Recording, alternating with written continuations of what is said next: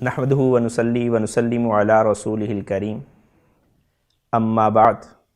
فقال النبی صلی اللہ علیہ وسلم یا ایہا الناس قد اظلکم شہر عظیم۔ ہم ایک ایسے مہینے کے قریب پہنچ چکے ہیں جس تک پہنچنے کے لیے رسول اکرم صلی اللہ علیہ وسلم نے باقاعدہ دعائیں مانگی ہیں۔ سیدنا انس رضی اللہ تعالیٰ عنہ سے روایت ہے کہ رسول اللہ صلی اللہ علیہ وسلم رجب کا چاند نظر آنے پر یہ دعا مانگا کرتے تھے، اللہم بارک لنا فی رجب و شعبان وبلغنا رمضان،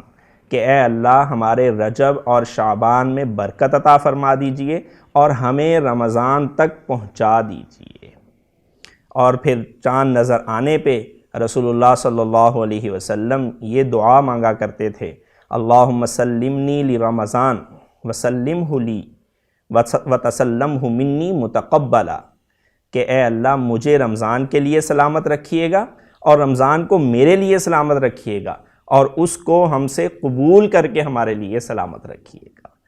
اور حضرت یعلا بن فضل رحمۃ اللہ علیہ کہتے ہیں کہ میں نے ایسے حضرات کو دیکھا، مراد صحابہ اکرام رضوان اللہ علیہم اجمعین ہیں، کہ وہ لوگ 6 مہینے تک رمضان کا انتظار کیا کرتے تھے اور پھر اس کے گزر جانے کے بعد 6 مہینے تک اس کی قبولیت کی دعائیں کیا کرتے تھے کہ اے اللہ جو اعمال ہم نے اس رمضان المبارک میں کیے ہیں ان کو ہمارے سے قبول کر لیجئے گا۔ اور پھر رسول اللہ صلی اللہ علیہ وسلم کا استقبال کرنا رمضان کا یہ بڑا عجیب ہے۔ چنانچہ ایک روایت کے اندر ہے کہ ایک مرتبہ رسول اکرم صلی اللہ علیہ وسلم ممبر پہ تشریف لائے اور ممبر پہ تشریف لانے کے بعد رسول اللہ صلی اللہ علیہ وسلم نے لوگوں سے خطاب کیا اور فرمایا کہ ماذا تستقبلون وماذا یستقبلکم، کہ کون سی چیز ہے جس کا تم استقبال کر رہے ہو، جس کی طرف تم جا رہے ہو، اور کون سی چیز ہے جو تمہاری طرف آ رہی ہے، تمہارا استقبال کر رہی ہے۔ اور جواب عنایت نہیں فرمایا۔ اس کے بعد پھر رسول اللہ صلی اللہ علیہ وسلم نے دوسری بار یہی بات ارشاد فرمائی کہ ماذا تستقبلون وماذا یستقبلکم، کہ کون سی چیز کا تم استقبال کر رہے ہو اور کون سی چیز تمہارا استقبال کر رہی ہے۔ اور پھر تیسری بار نبی کریم صلی اللہ علیہ وسلم نے فرمایا ماذا تستقبلون وماذا یستقبلکم، کہ کون سی چیز تمہارا استقبال کر رہی ہے اور تم کس چیز کا استقبال کر رہے ہو۔ جب رسول اللہ صلی اللہ علیہ وسلم نے 3 بار یہ بات ارشاد فرمائی تو سیدنا عمر رضی اللہ تعالیٰ عنہ کھڑے ہو گئے اور کھڑے ہو کے عرض کیا یا رسول اللہ وحی نزل، کہ کیا کوئی وحی نازل ہوئی ہے حق تعالی شانہ کی طرف سے، کوئی حکم اللہ تعالیٰ کی طرف سے اترا ہے، او عدو حذر، یا پھر کوئی دشمن آ گیا ہے جس کے متعلق آپ ہمیں بتلانا چاہ رہے ہیں، فکر مند کرنا چاہ رہے ہیں کہ اس کے خلاف ہمیں ڈٹ کے کھڑے ہونا ہے۔ تو رسول اللہ صلی اللہ علیہ وسلم نے ارشاد فرمایا لا، نہیں ایسی کوئی بات نہیں ہے، ولیکن اللہ، لیکن اللہ تعالیٰ یغفر، بخشش کر دیتے ہیں، فی اول لیلۃ من رمضان، اس رمضان کی پہلی رات کے اندر ہر شخص کی۔ تو رسول اللہ صلی اللہ علیہ وسلم نے یوں اس کا استقبال کیا کہ بتلایا کہ یہ ایسا مہینہ جو ہے وہ تمہارے پاس آنے والا ہے۔ اور سیدنا سلمان فارسی رضی اللہ تعالیٰ عنہ کی مشہور روایت ہے کہ وہ کہتے ہیں کہ نبی کریم صلی اللہ علیہ وسلم شعبان کے آخری دن مسجد میں تشریف لائے اور ہمیں ایک خطبہ دیا اور فرمایا یا ایھا الناس، اے لوگو، قد اظلکم شہر عظیم، کہ تمہیں گھیر لیا ہوا ہے، تمہارے اوپر سایہ فگن ہے ایک عظمت والا مہینہ، شہر عظیم۔ عظیم کا معنی بڑا عجیب ہے کہ عظیم کا مطلب ہوتا ہے کہ اتنا بڑا، اس کا رتبہ اتنا بلند ہے، اتنا بڑا ہے کہ کوئی دوسرا اس کا ہمسر نہیں ہے، اس کا کوئی ثانی ہے ہی نہیں اس کے اندر۔ چنانچہ حق تعالی شانہ قرآن پاک میں ارشاد فرماتے ہیں ان الشرک لظلم عظیم، کہ شرک ایسا ظلم ہے، ایسی ناانصافی ہے کہ دنیا کا کوئی اور ظلم اس کے برابر ہو ہی نہیں سکتا، سب سے بڑا ظلم ہے۔ اور رسول اللہ صلی اللہ علیہ وسلم کے اخلاق قرآن پاک نے بیان کیے ہیں تو فرمایا انک لعلی خلق عظیم، کہ اے نبی جی آپ جن اخلاق کے اوپر فائز کر دیے گئے ہیں ایسے اخلاق کسی دوسرے کے لیے لانا ممکن ہی نہیں ہے۔ اور خود حق تعالی شانہ کی ذات کو بیان کرتے ہوئے قرآن کہتا ہے وَهُوَ الْعَلِيُّ الْعَظِيمُ، وہ اتنا بلند ہے کہ اس کا کوئی دوسرا ہمسر ہو ہی نہیں سکتا۔ رسول اللہ صلی اللہ علیہ وسلم اس مہینے کے متعلق یہ فرما رہے ہیں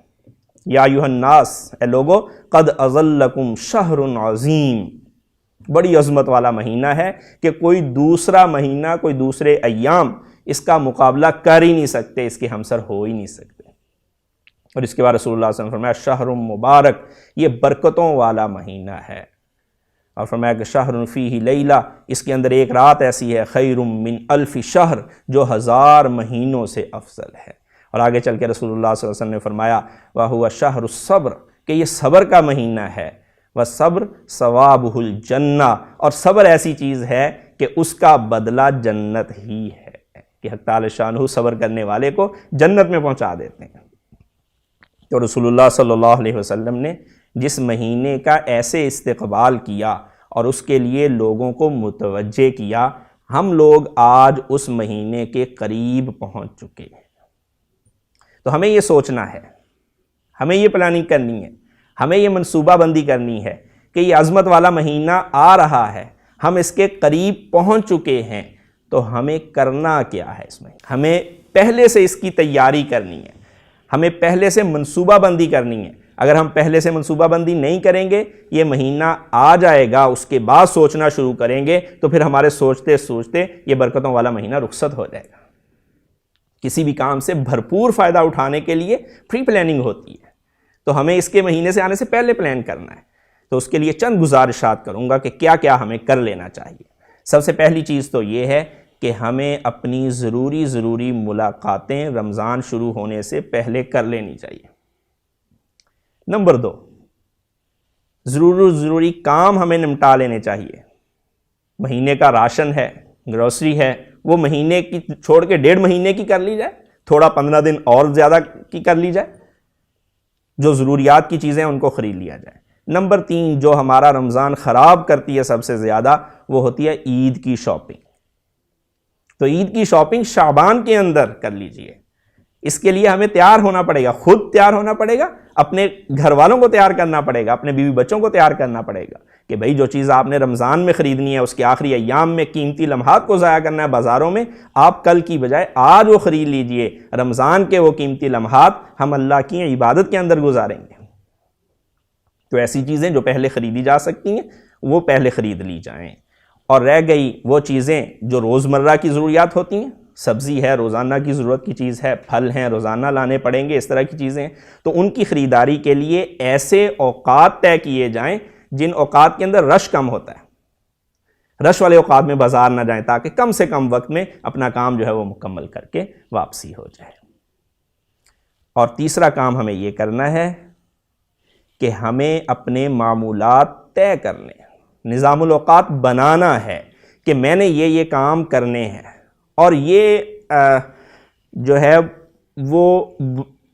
ٹھیک نظام الاوقات ہونا چاہیے، جذباتی نظام الاوقات نہیں ہونا چاہیے کہ میں ہر روز ایک قرآن ختم کر دوں گا، میں ہر روز اتنا صدقہ کر دوں گا، ہر روز اتنے نوافل پڑھ لوں گا، اتنا ذکر کر لوں گا۔ جذباتی نہیں ہونا چاہیے، ریئلسٹک بیسس پہ ہونا چاہیے یہ، تاکہ جو کیا جا سکتا ہے ویسا ہونا چاہیے، لیکن طے ضرور ہونا چاہیے کہ روزانہ اتنے سپارے پڑھوں گا، روزانہ اتنا اللہ تعالیٰ کا ذکر کروں گا، روزانہ قرآن پاک کو سمجھنے کے لیے اتنا وقت دوں گا، روزانہ مسائل کو سیکھنے کے لیے اتنا وقت دوں گا۔ اور چوتھا کام جو ہم نے کرنا ہے وہ یہ ٹھان لینا ہے کہ اس رمضان کو میں نے اپنے اندر تبدیلی کا باعث بنا کے چھوڑنا ہے، کہ یہ رمضان آیا ہے، یہ طے کر لینا ہے کہ میں نے اپنے اندر تبدیلی لانی ہے، چاہے کوئی ایک چھوٹی سے چھوٹی تبدیلی ہی کیوں نہ ہو، اپنا کوئی ایک خلق ہی سیکھا جائے، کوئی ایک اچھی نبی کریم صلی اللہ علیہ وسلم کی صفت ہی کو اپنایا جائے، کوئی ایک جو ہے وہ برائی ہی چھوڑی جائے، لیکن اپنے آپ کو اس کے اوپر لانا ہے، تبدیلی کے اوپر لانا ہے۔ کوئی ایک گناہ کو جو ہے وہ طے کر لیا جائے کہ پورے رمضان میں نے یہ نہیں کرنا اور اس کے بعد بھی اس سے بچنا ہے، کوئی ایک اچھی صفت جو ہے وہ میں نے اپنے اندر لانی ہے۔ تو جو یہ کام کر لے گا وہ سمجھے کہ میں نے رمضان کے آنے سے پہلے رمضان کی تیاری کر لی ہے۔ تو مجھے اور آپ کو فکر مند ہونا ہے کہ یہ برکتوں والا مہینہ آ رہا ہے، اس کے آنے سے پہلے ہم جو ہے وہ تیاری کر لیں اس کی، تاکہ اس کی برکتوں سے ہم بھرپور طریقے سے مستفیض ہو چکیں۔ حق تعالی شانہ سے دعا گو ہوں کہ اللہ رب العزت ہمیں رمضان کی کامل برکات عطا فرمائے۔